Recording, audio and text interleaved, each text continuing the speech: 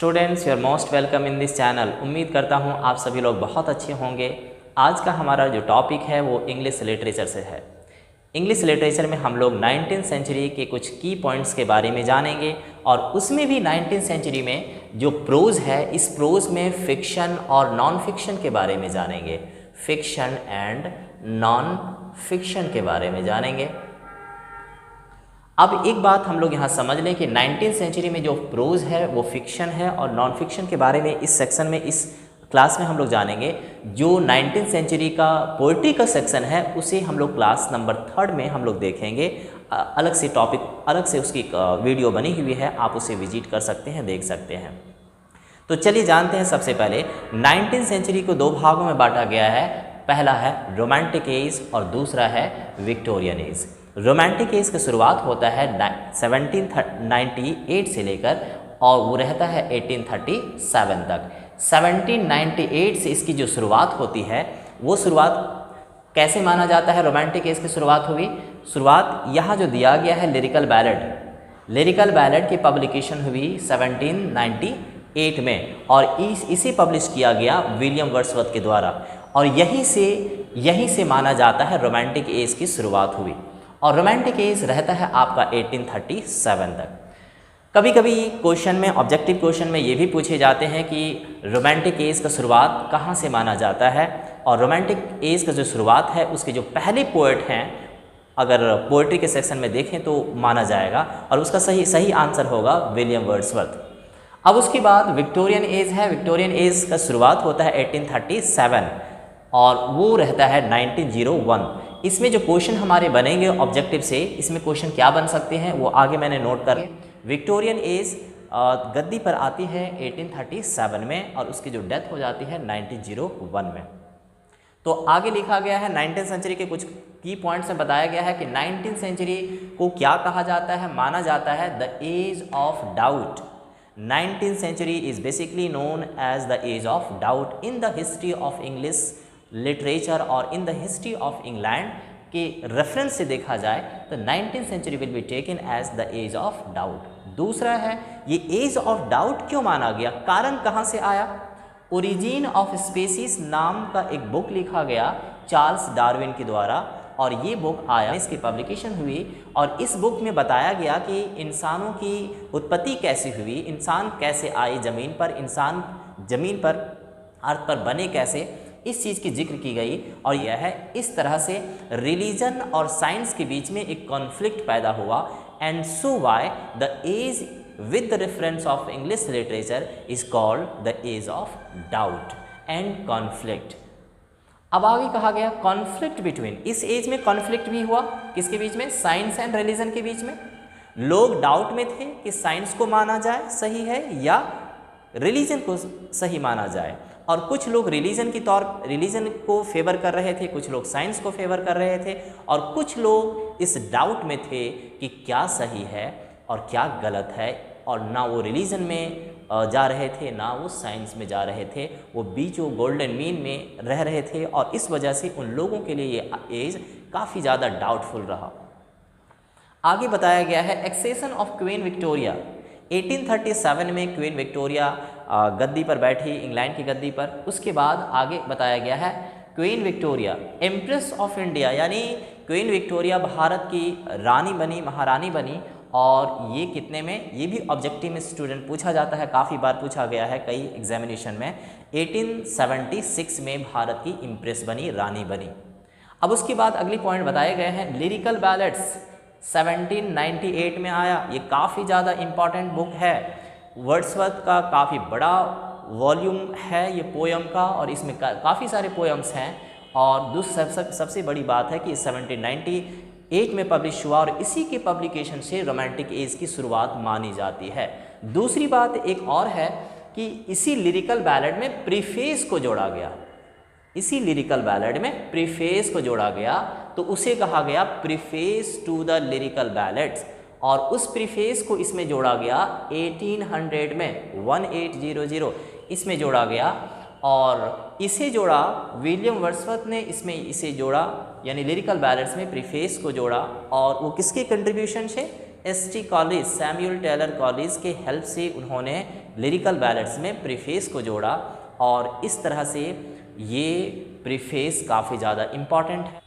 Next है आगे है इसके आगे है पी.बी. शैली। पी.बी. शैली ने लिखा है on the necessity of atheism and defence of poetry.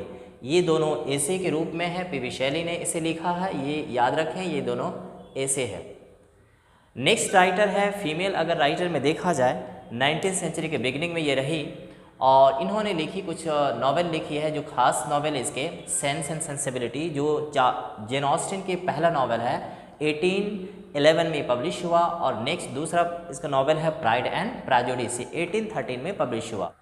याद रहे जेन ऑस्टिन का ये नॉवेल है प्राइड एंड प्रेजुडिस, इसका पहला जो टाइटल है अर्लियर टाइटल, फर्स्ट इम्प्रेशन है अर्लियर टाइटल, यानी शुरुआत में इसे फर्स्ट इम्प्रेशन के नेम से पब्लिश किया गया और बाद में इसका टाइटल बदलकर प्राइड एंड प्रेजुडिस के नेम पर रखा गया और 1813 में इसको प्राइड एंड प्रेजुडिस के नेम से पब्लिश किया गया। सेंस एंड सेंसिबिलिटी ये फर्स्ट नॉवेल है, जेन ऑस्टिन का फर्स्ट नॉवेल है सेंस एंड सेंसिबिलिटी। और प्राइड एंड प्रेजुडिस ये भी ऑब्जेक्टिव में कई बार पूछे जाते हैं कि pride and prejudice Jane Austen की कौन सा नॉवेल है, ये सेकेंड नॉवेल है जेन ऑस्टिन के प्राइड एंड प्रेजुडिस, ये सेकेंड नॉवेल है।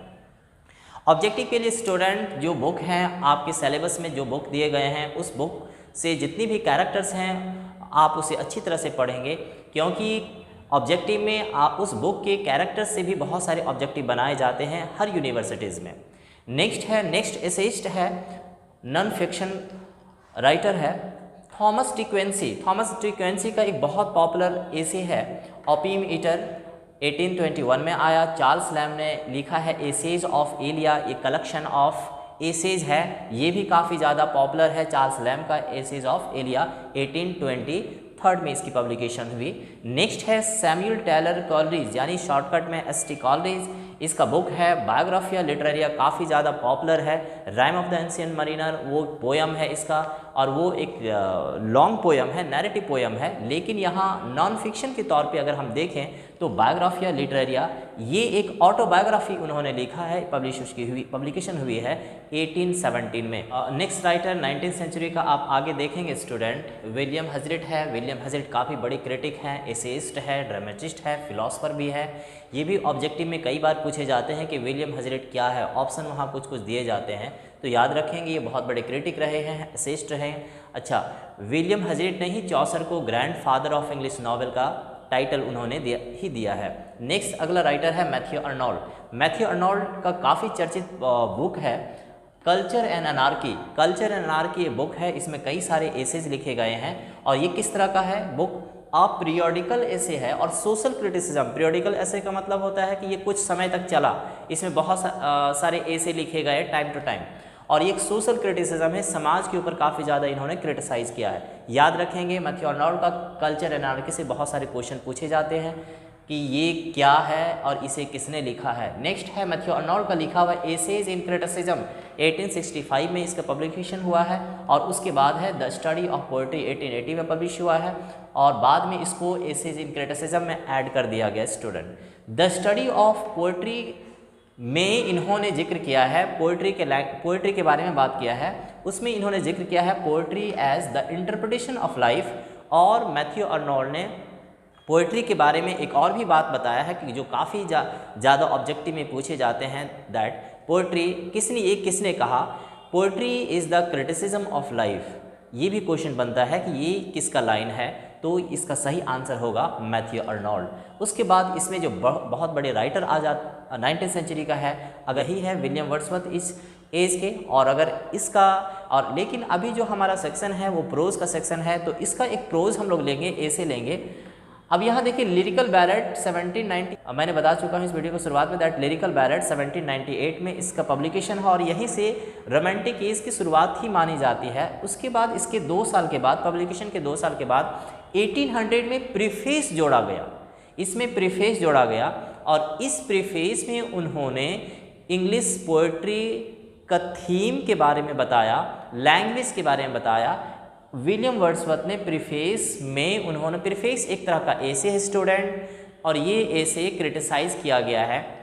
इस एसे में उन्होंने क्रिटिसाइज़ किया है उन्होंने लैंग्वेज के बारे में बताया है कि पोइट्री का लैंग्वेज कैसा होना चाहिए। उन्होंने बताया है कि पोइट्री का लैंग्वेज बहुत ही आसान होना चाहिए, प्रोज की जैसा होना चाहिए, और पोइट्री का लैंग्वेज बहुत ज़्यादा मुश्किल नहीं होना चाहिए। आम इंसान पोइट्री पढ़ रहे हैं वो आसानी से पोइट्री को समझ पाए, और पोइट्री का जो थीम लिया जाना चाहिए वो काफ़ी मिलता जुलता हो आम इंसानों की ज़िंदगी से। तो ये प्रीफेस में उन्होंने मेन इसका थीम प्रीफेस कर रहा है। इस प्रीफेस में उन्होंने मेन थीम यही रखा है। Next writer student Charles Dickens, जो इंग्लिश लिटरेचर में, और वो भी 19वीं सेंचुरी के इंग्लिश लिटरेचर में नॉवलिस्ट के तौर पे बहुत बड़े नाम हैं। चार्ल्स डिकेंस को बेसिकली माना जाता है, कई सारे एग्जामिनेशन के ऑब्जेक्टिव में चार्ल्स डिकेंस का ईयर ऑफ बर्थ पूछता है एंड ईयर ऑफ डेथ भी पूछता है, तो ये याद रखेंगे। चार्ल्स डिकेंस एक सोशल रिफॉर्मर रहे हैं, समाज सुधारक रहे हैं, समाज को सुधारने वाले रहे हैं। इन्होंने ज़्यादातर जो नावल लिखे हैं उन्होंने सोशल नावल लिखे हैं, समाज को सुधारने के लिए काफ़ी ज़्यादा नावल लिखे हैं, और साथ ही साथ ये कैपिटलिस्ट के खिलाफ काफ़ी ज़्यादा लिखे हैं। लोअर क्लास के लोगों के बारे में इन्होंने बहुत ज़्यादा लिखे हैं। लोअर क्लास के बारे में इन्हें काफ़ी ज़्यादा चिंता, और जो फैक्ट्रियों में, ये 19वीं सेंचुरी इंडस्ट्रियलाइजेशन का ज़माना था, फैक्ट्री बहुत ज़्यादा तेज़ी से फैल रहे थे पूरे यूरोप में, पूरे वर्ल्ड में, और इस वजह से जो इंग्लैंड में उन्होंने जो देखा अपहीवल देखा, उथल पुथल जो 19वीं सेंचुरी का कंडीशन में देखा, दैट लोअर क्लास के लोगों को जो कमाते हैं, फैक्ट्रियों में काम करते हैं, उन सभी को काफ़ी ज़्यादा एक्सप्लॉयटेशन किया जा रहा है उद्योगपतियों के द्वारा, कैपिटलिस्ट के द्वारा। तो इस चीज़ से काफ़ी ज़्यादा ये परेशान हुए, और अपने नावल में ज़्यादातर इन्होंने उन सारी एक्सप्लॉयटेशन को दिखाए, फिलॉसफी को दिखाए। और मैक्सिमम जो नावल आप यहाँ देख रहे हो ये सब एक तरह का सोशल नावल आप चार्ल्स डिकेंस का हम कह सकते हैं। जैसे पिकविक पेपर, याद रखें स्टूडेंट, पिकविक पेपर चार्ल्स डिकेंस का फर्स्ट नावल है। ये भी पूछा जाता है which is the first novel of Charles Dickens, तो याद रखेंगे ये चार्ल्स डिकेंस का फर्स्ट नावल है। फर्स्ट नावल में पहला नावल नहीं है, चार्ल्स डिकेंस का पहला नावल है। नेक्स्ट ब्लीक हाउस है, डेविड कॉपरफील्ड है, ग्रेट एक्सपेक्टेशन है, ओलिवर ट्विस्ट है, हार्ड टाइम्स है। इन सभी से मैक्सिमम उन्होंने 19वीं सेंचुरी का जो अपहीवल कंडीशन था, उथल पुथल कंडीशन था, और 19वीं सेंचुरी में जो लोअर क्लास के लोग एक्सप्लॉयटेशन किए जा रहे थे, उसमें से उन्होंने अपने नावल में उन्होंने पोर्ट्रेट किया है, जिक्र किया है। उसके बाद बड़े राइटर में, उसके बाद जो चार्ल्स डिकेंस के बाद आता है वो थॉमस हार्डी है। थॉमस हार्डी के कुछ बुक हैं, ये भी सोशल रिफॉर्मर की तरह काम किए और रहे। डेस्परेट रेमेडीज़ इसका नावल है, the Return of the Native, the Mayor of Casterbridge, Jude the Obscure, ये सब नावल है। इससे क्वेश्चन जो पूछे जाते हैं, बहुत ज़्यादा क्वेश्चन पूछे गए हैं वेसेक्स से। वेसेक्स क्या है? थॉमस हार्डी अपने नावल में वेसेक्स जगह लिया है, फिक्टिशियस, मैंने लिख दिया है, a fictitious place in Hardy's novel. Thomas Hardy ने ज़्यादातर जो जगह लिया है, जैसे अगर इंडियन नॉवलिस्ट में देखेंगे, R.K. नारायण ने मालगुडी नाम का एक गांव लिया है, वो फिक्टिशियस गांव भारत का लिया है। उसी तरह से थॉमस हार्डी ने वेसेक्स एक फिक्टिशियस जगह को लिया है, और ज़्यादातर अपने नावल में थॉमस हार्डी ने इसी वेसेक्स को जिक्र किया है। आज का जो की पॉइंट्स स्टूडेंट 19वीं सेंचुरी का यही समाप्त होता है। 19वीं सेंचुरी का की पॉइंट्स पोइट्री के ऊपर एक और वीडियो बना हुआ है, क्लास आपका 3rd में आप उसे जाकर देखेंगे। Thank you.